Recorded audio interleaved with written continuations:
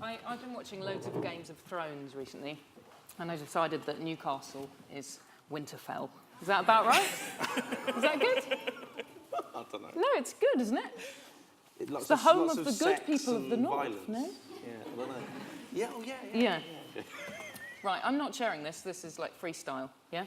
Ish. Yeah. You've got a notebook, so that puts you in charge. We decided we were going to talk about tipping points.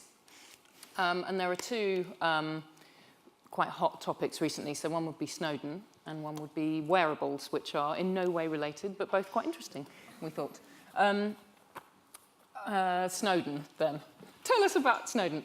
No, I might have to start this one. OK, what do you want to know? Do you want me to start at the beginning?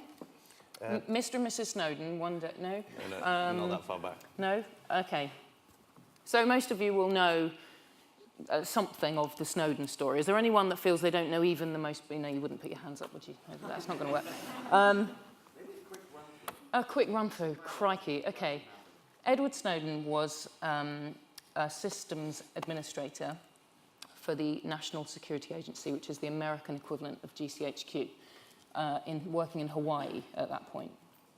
And over a series of months, he had gathered 58,000 documents that documented what he felt was an unconstitutional and unreasonable surveillance of people outside the US, but also, as it transpires, inside the US, which is a violation of the US Constitution and many other laws.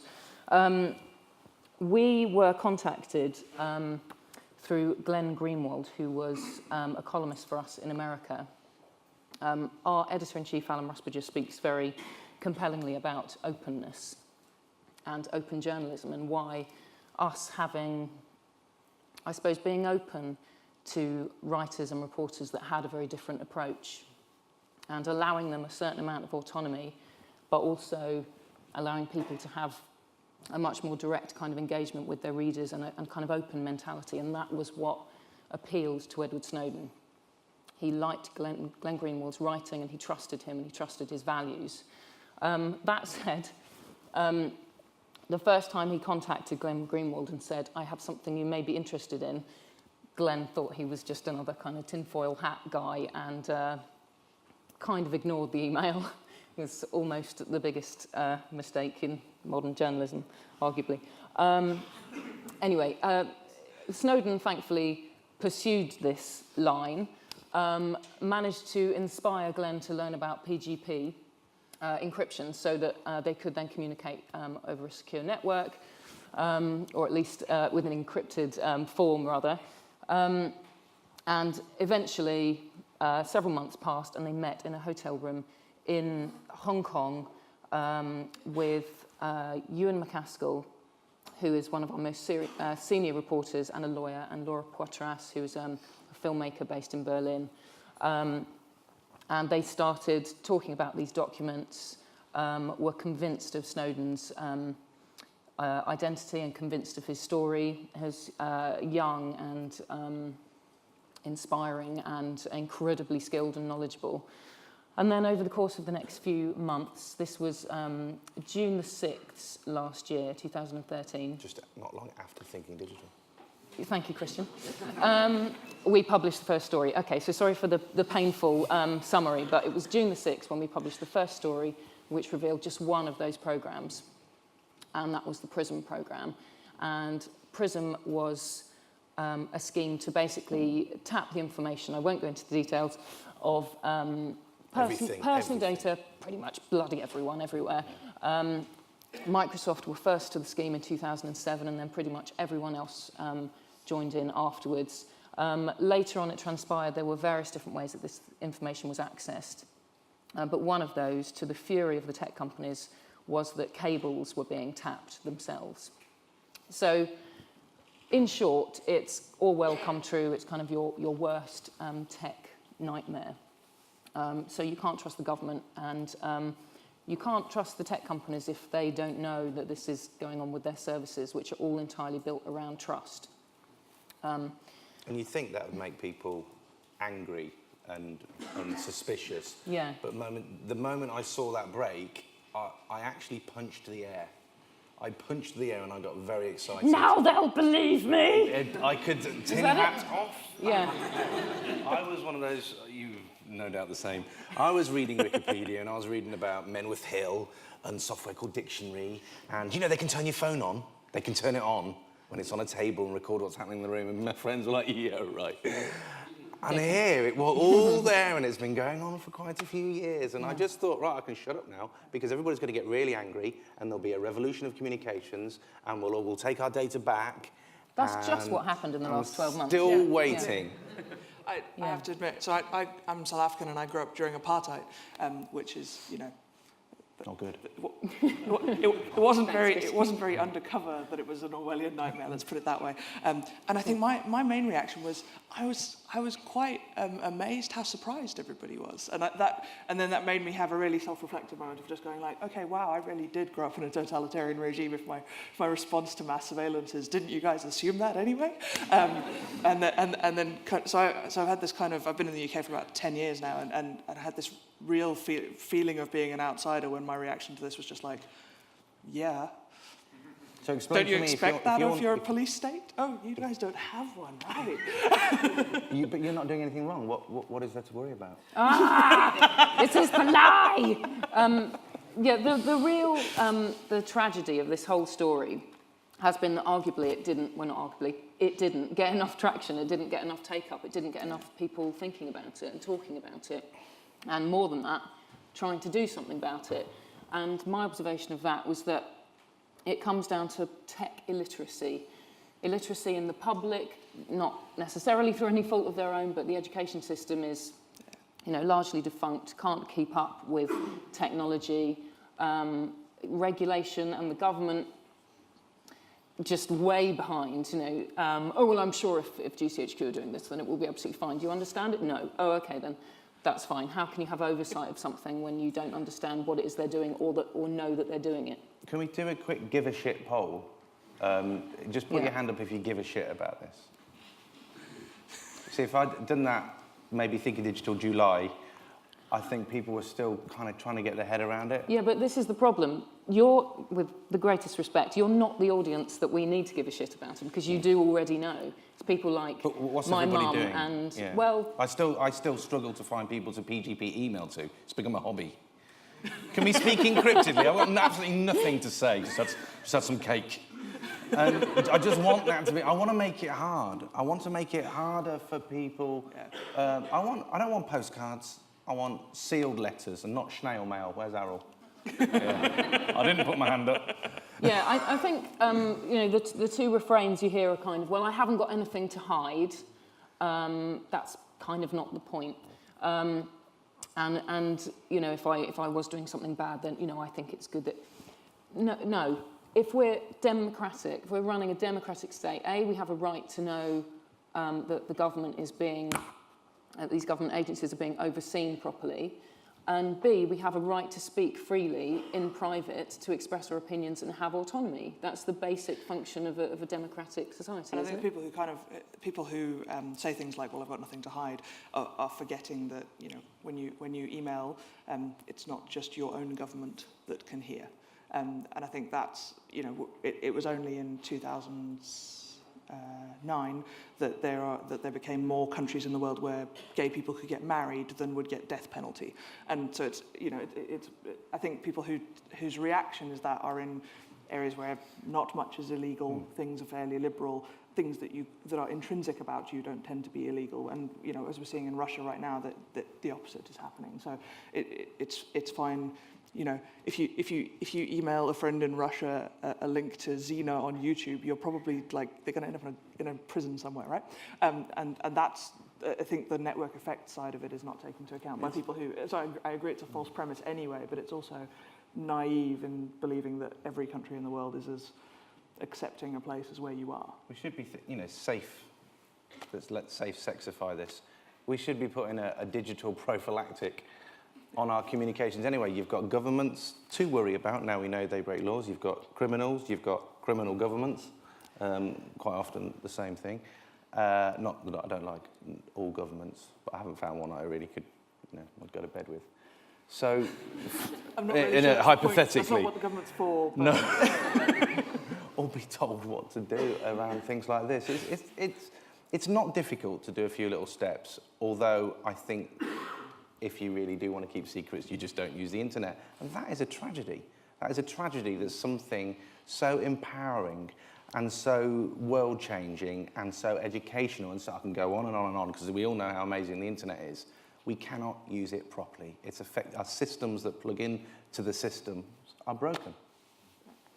Okay, so our observations of, my observations of the kind of Snowdon fallout, and bear in mind we're nearly a year on, and what has actually happened in terms of very little.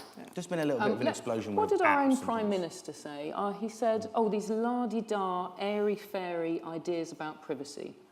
That's a direct quote from the leader of our glorious country.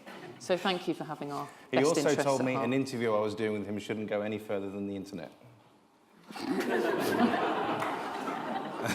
There needs to be education at all levels here. Yeah. Okay, so we've got tech illiteracy absolutely everywhere. We've got perhaps a slight unwillingness within the tech industry to really truly grasp what's going on here, because a lot of people knew that there were very close relationships between the NSA and tech companies before this story broke. Why didn't a tech journalist break the NSA story, for example? Because they kind of knew there was an involvement and it seemed a bit uncomfortable, you know. We've got a problem with oversight that needs to be addressed. Yvette Cooper has said that if Labour win, there will be a review of RIPA, the Regulatory Investigation Powers Act, something along those lines. And there are various other reviews going on, but you know, none of this will happen before the general election, which is 2 years after Snowdon. So don't hold your breath. And then there's this more, or rather less tangible issue of trust, consumer trust in web companies. And a lot of those companies have tried to do things to address that. But as we know, most consumers probably aren't as concerned as they should be. So thankfully, a lot of those companies are employing perfect forward secrecy and things to protect people's data. But consumers themselves also need to do more. What can individuals do? Well, they can try and care about it, can try and be bothered. People like us need to explain to people who apparently aren't interested why this really matters. And it's not just about deploying technology to protect your privacy. It's about explaining, unfortunately, I can't believe I have to do this, but explaining why privacy and a right to express yourself without being listened into, why that is important. We don't have you go and have this conversation with somebody in America and they sort of look at you with utter disbelief that this even has to be explained, but we don't have a First Amendment. I'm optimistic, though. I mean, I've seen... You're always optimistic. Well, you got to be, otherwise, whatever it means, but imagine the worst. It's a case of coming here and listening to a lot of the talks, and I did tweet that there's a bit of an undercurrent. I may have called it a dark undercurrent, but I do not mean that as... I see it as an awakening. I see it as people starting to question. I did an interview here, and I completely ignored, forgot in my ignorance, because I'm not a business-minded person, to ask about the business model.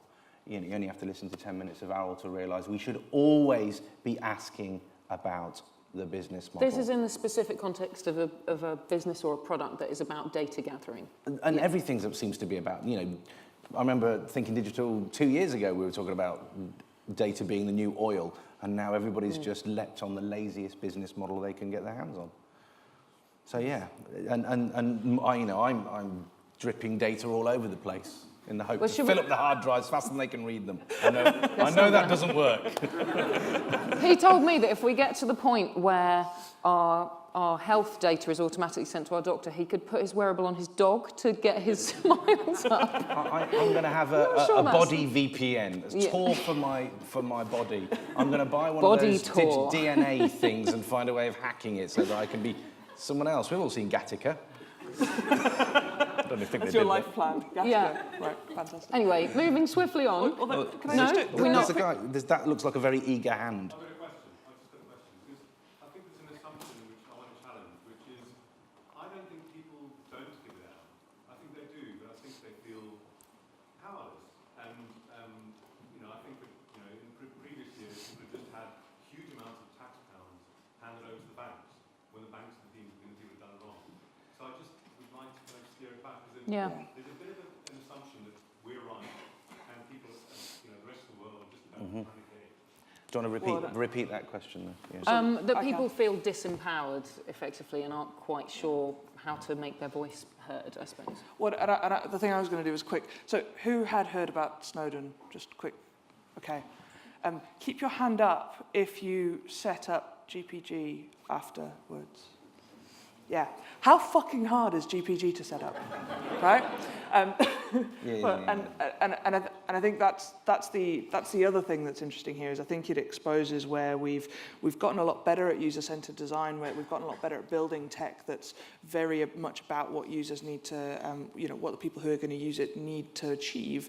But frankly, I have some friends who are security researchers and they're wonderful people, but they're not really user interface designers, right?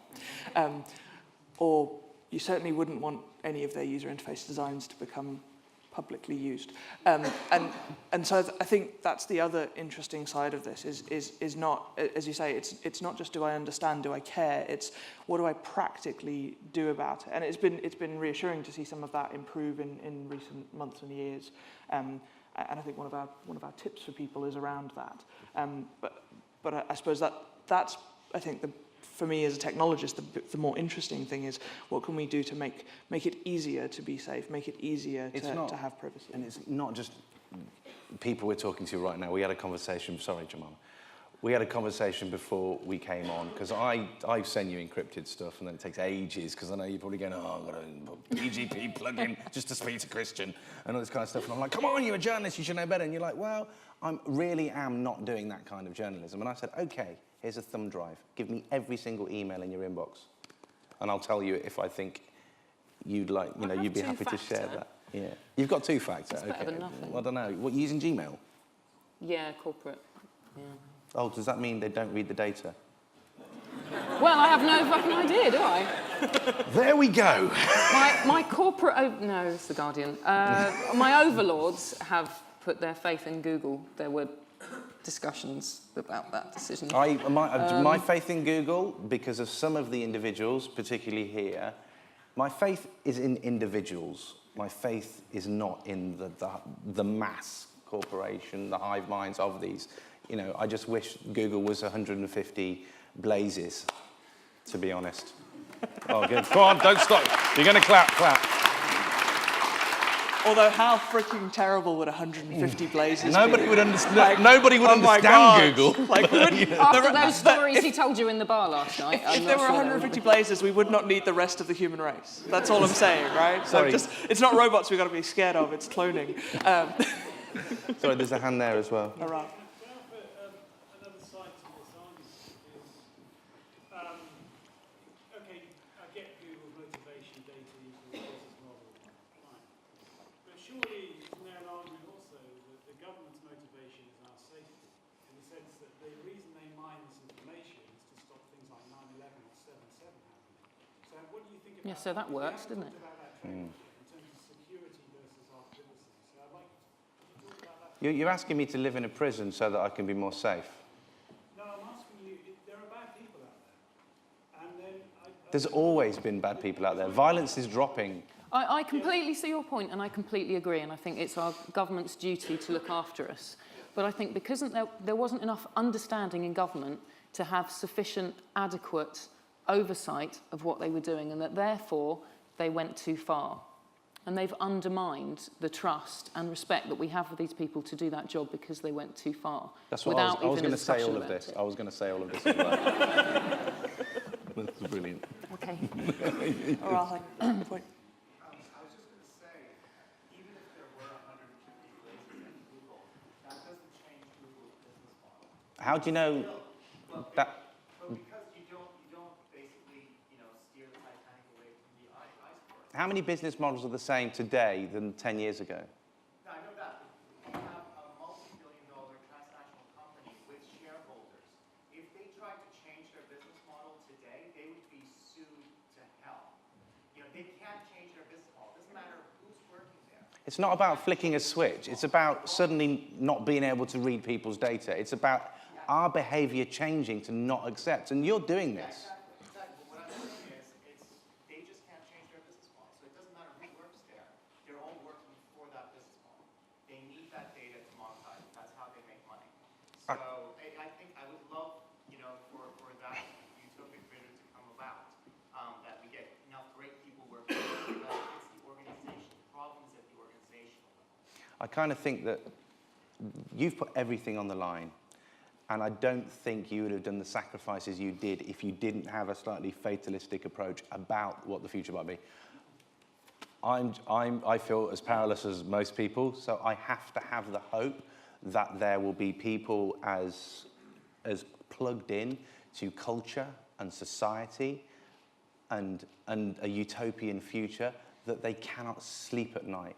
Once they start to see the bigger picture, that I hope the rest of the world is going to start telling them in their cubicles. I think there's an interesting disparity between the European and US approaches to government among their public. In the US, they'd like a small government, and it's very heavily regulated to protect the people from the government. And then the businesses, you know, can roam at large and do interesting, powerful things. In Europe, it's completely the other way around. So we like to heavily regulate businesses because they inherently can't be trusted, and the government is huge and can do whatever it likes. But there's that has had an interesting effect on people's response to this story, which has been much more proactive in the States, I'd argue, and very little over here. And also, part of the Snowdon story has actually been the James Bond thing. Weirdly, that is a psychological factor that we sort of think, they must be doing all right. They must be, the Bond thing. We're quite reverential of government, and we don't want to challenge them, and in the States, that's very different. Very much so. Have we run out of time? Yeah, I think so. Well, they just gave us another 20 minutes. Look at that. It's not moving. I know. I think it's been a very long day. Yeah, so... Oh, actually, it's just flashing to red an angry again. colour. OK, so we didn't get onto wearables and, just rambled a lot about You Snowdon. can ask questions on Twitter if we Yeah. haven't answered your question. And Yeah. I Otherwise, would just say, Herb's gonna have shout. hope. It's worth having a look and a play with some of the apps there, but remember that these devices are locked. Maybe somebody will design, invent, release a device that is open for us to see the technology inside. I do use encrypted apps for chat.